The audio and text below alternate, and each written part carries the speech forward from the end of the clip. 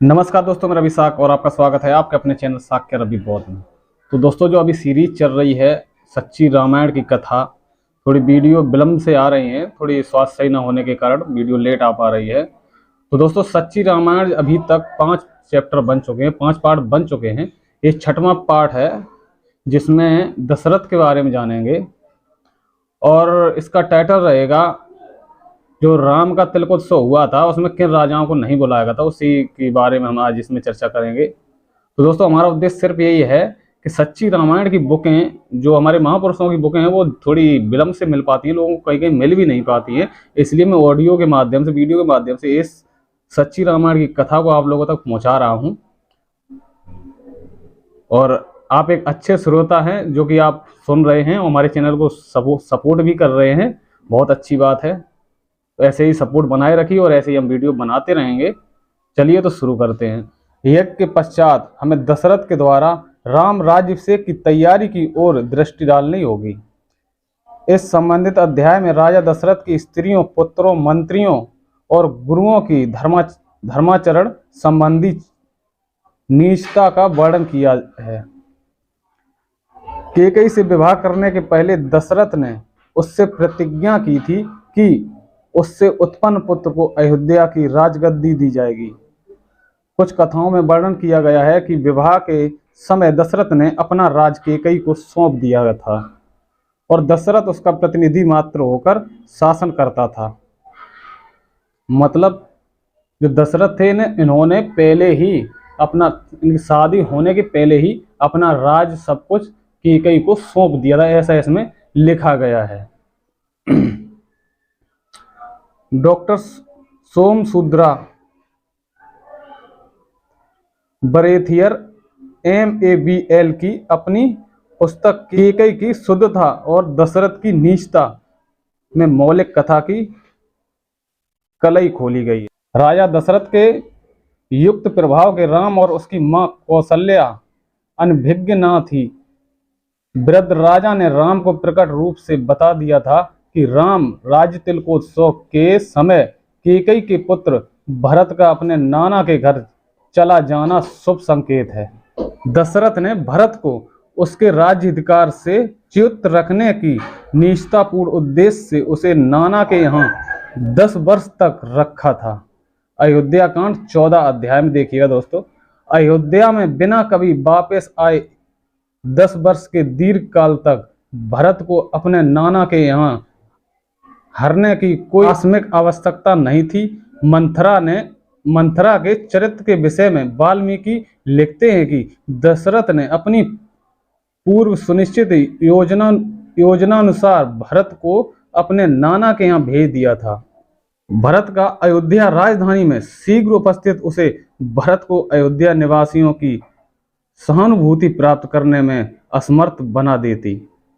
दशरथ की यह भी धारणा थी कि भरत को यदि ठीक राज्याभिषेक के समय भरत उसके नाना के यहाँ पठवा देने में मुझे दशरथ की लोगों की शत्रुता बढ़ जाएगी।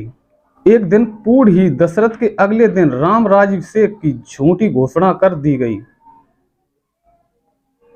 यद्यपि मंत्री वरिष्ठ का अन्य गुरुजन भली भांति और स्पष्टता जानते थे कि भरत राजगद्दी पर उत्तराधिकारी है, तो भी चतुर धूर्तवाग ठग लोग राम को गद्दी देने की मिथ्या हामी भर रहे थे। राम की माता कौशल्या की अपनी देवी देवता को मनाया करती थी कि मेरे पुत्र को राजगद्दी मिले।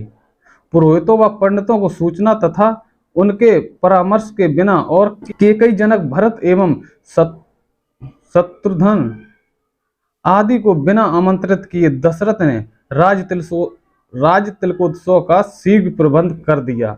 अयोध्या कांड प्रथम अध्याय में देखिएगा दोस्तों। दशरथ ने राम से गुप्त रूप से कहा था कि यदि भरत के लौट आने से पहले भरत की अनुपस्थिति में ही भरत के लिए राज तिलकोत्सव स्थगित कर देने की स्थिति उत्पन्न हुई तो मैं दशरथ इस बात को बिना किसी विरोध के शांतिपूर्वक स्वीकार कर लूंगा, क्योंकि भरत उद्धार व अच्छी प्रकृति का है और सज्जन होने के नाते जो कुछ पहले हो जाएगा उसे स्वीकार कर लेगा। अयोध्या कांड 14 में कैकेयी ने हठ किया कि उसका पुत्र राजा बनाया जावे और इसकी सुरक्षा का विश्वास दिलाने के लिए राम को वनवास दिया जाए। तो दशरथ उसे मनाने के लिए उसके पैरों पर गिर पड़ा और उससे प्रार्थना करने लगा कि मैं तुम्हारी इच्छा अनुसार कोई भी तुच्छतम कार्य करने के लिए तैयार हूं।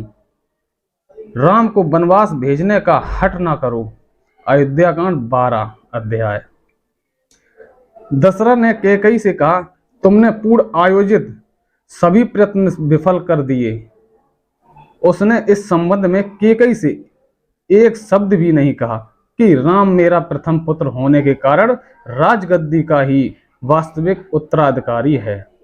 जब अंत में दशरथ कैकेयी को मनाने को सभी प्रयत्न निष्फल हो गए, तब दशरथ ने राम को अपने पास बुलाया और उससे कानों में चुपके से कहा, मेरा कोई बस ना चल सकने के दुष्परिणाम स्वरूप अब मैं भरत को राज तिलक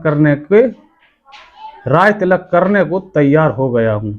अतः तुम्हारे ऊपर कोई बंधन नहीं है। तुम मुझे गद्दी से उतारकर अयोध्या के राजा हो सकते हो। सभी प्रयत्न निष्फल हो चुकने के पश्चात दशरथ ने सुमंत्र को आज्ञा दी कि कोषागार का संपूर्ण धन, खत्तियों का अनाज, व्यापारी प्रज्ञा व वेश्याएं राम के साथ वन भिजवाने का प्रबंध करो। अयोध्या कांड 36 में कैकेयी ने इस पर भी आपत्ति प्रकट की और विवाद इस पर तर्क उपस्थित करते हुए दशरथ को असमंजस में डाल दिया कि तुम केवल देश चाहते हो ना कि उसकी संपूर्ण संपत्ति। अयोध्या कांड 36। दशरथ ने कोषागार में रखे हुए संपूर्ण आभूषण सीता और को सौंप दिए। राम और सीता को वनवास भेजने के कारण घबराकर दशरथ ने कैकेयी को ऊपर गालियों की बौछार की, किंतु दशरथ के राम के साथ लक्ष्मण को वनवास भेजने में कोई बेचैनी नहीं हुई। लक्ष्मण की स्त्री का कोई वर्णन नहीं है। दोस्तों, इसमें लक्ष्मण की जो घरवाली है, बीवी है, उसका इसमें कोई वर्णन नहीं किया गया था, लेकिन पता नहीं क्या क्या नाम बताते हैं कि उस लक्ष्मण की ये फलानी बीवी ढकानी बीवी, लेकिन इसमें कोई वर्णन नहीं किया गया था। स्वर्गीय श्री CR श्रीनिवास अयंगर ने सन 1925 ईस्वी में प्रकाशित वाल्मीकि रामायण का संस्कृत में तमिल भाषा में अपने अनुवाद अयोध्या कांड पर टिप्पणी नामक पुस्तक के द्वितीय एडिशन में लिखा है कि दशरथ स्वात्मघाती था। दशरथ ने सुमित्रा व कैकेयी के कार्यों पर हस्ताक्षर कर दिए थे। लेखक ने दशरथ पर 20 दोषारोपण किए हैं। दशरथ ने बिना विचार किए हुए कैकेयी को 2 वरदान देने की भूल की। कैकेयी के विवाह करने के पूर्व दशरथ ने उससे उत्पन्न पुत्र को राजगद्दी देने की भूल की। 60 वर्ष की दीर्घ समय व्यतीत कर चुकने के पश्चात भी अपने पशुवत विचारों का दास बनने रहने के दुष्परिणाम स्वरूप अपनी प्रथम स्त्री कौशल्या तथा द्वितीय स्त्री सुमित्रा के साथ वह व्यवहार न कर सका जिसकी वे अधिकारिणी थी। कैकेयी के दिए गए मूर्खतापूर्ण वचनों ने उससे कैकेयी की खुशामद कराई। अपनी प्रज्ञा के समक्ष राम को राज तिलक करने की घोषणा कैकेयी व उसको पिता को दिए गए वचनों को उल्लंघन है। कैकेयी की स्वेच्छानुसार उसे दिए गए वरदानों के फल स्वरूप राम को गद्दी देने की अपनी पूर्ण घोषणा से वह निराश हो गया। इन पापों ने दशरथ द्वारा भरत को राजगद्दी देने के असंभव वचनों को निरस्त कर दिया। वशिष्ठ ने परामर्श दिया था कि इक्ष्वाकु वंशीय परमानुसार परिवार के ज्येष्ठ पुत्र को राजगद्दी मिलनी चाहिए, किंतु कैकेयी के प्रेम पागल दशरथ ने उसे परामर्श को लात दी।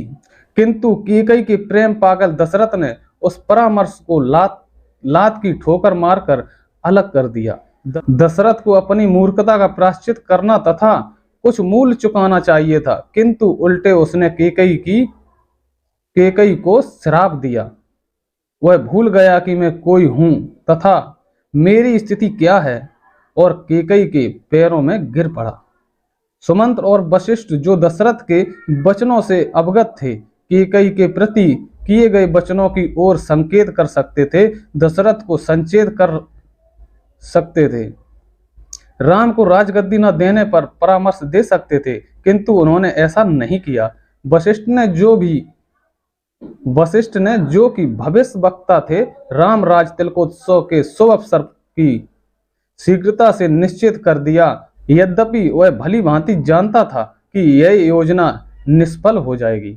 कैकेयी अपना न्याय संगत स्वत्व एवं अधिकार मांगती थी, किंतु सिद्धार्थ, सुमंत्र व वशिष्ठ उसे विपरीत परामर्श देने उसके पास दौड़ गए। इस पर निष्फल होने पर उन्होंने उसे फटकारा।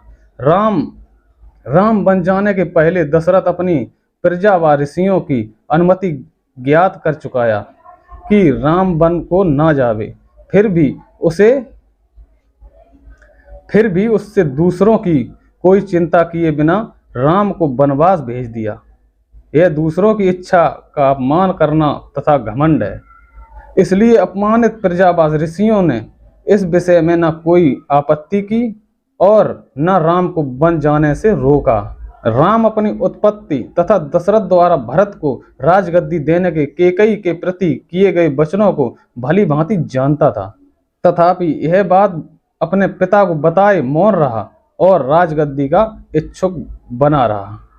दशरथ ने राम को कहा कि हमारे सभी प्रबंध और कार्यक्रम निरस्त हो जाएं।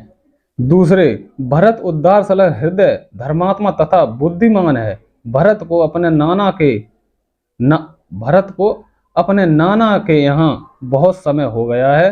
दृढ़ तथा निश्चित विचार वाले परदेशी व्यक्ति का भी मस्तिष्क परिवर्तित हो सकता है। अतः दशरथ का यह विचार था कि भरत के जाने से पहले राम राज्य तिलकोत्सव समाप्त हो जाए। अयोध्या कांड 4 अध्याय में। इस प्रकार भरत को अपना उचित अधिकार प्राप्त करने में धोखा दिया और चुपके से राम को राज तिलक करने का निश्चित किया गया। राम ने भी इस षड्यंत्र को चुपचाप स्वीकार कर लिया। जनक को आमंत्रण न दिया गया था, क्योंकि कदाचित भरत को राजगद्दी दे दी जाती तो राम के राज्याधिकार होने के कारण वह असंतुष्ट हो जाता। कैकेयी के पिता को निमंत्रण न दिया गया था, क्योंकि यदि भरत के प्रति किए गए वचनों को न मानकर यदि राम को गद्दी दे दी जाती तो वह नाराज हो जाता। इन्हीं उपरोक्त कठिनाइयों के कारण अन्य राजाओं को रामराज तिलकोत्सव में नहीं बुलाया गया था। कैकेयी व मंथरा के उचित कार्यों तथा अधिकारों के विषय में पर्याप्त तर्क है। बिना इस पर विचार किए हुए कैकेयी आदि पर दोषारोपण करना, उन्हें गाली देना अन्य संगत नहीं है। तो दोस्तों, कैसा लगा ये 6वां चैप्टर, कमेंट बॉक्स में आके जरूर बताएं। और हमारे चैनल पर जो नए जुड़ रहे हैं उनसे रिक्वेस्ट है हमारे चैनल सब्सक्राइब करें, बेल आइकन को भी प्रेस कर लें। चलिए तो मिलते हैं अगली वीडियो में, तब तक नमो बुद्धाय, जय भीम, जय भारत।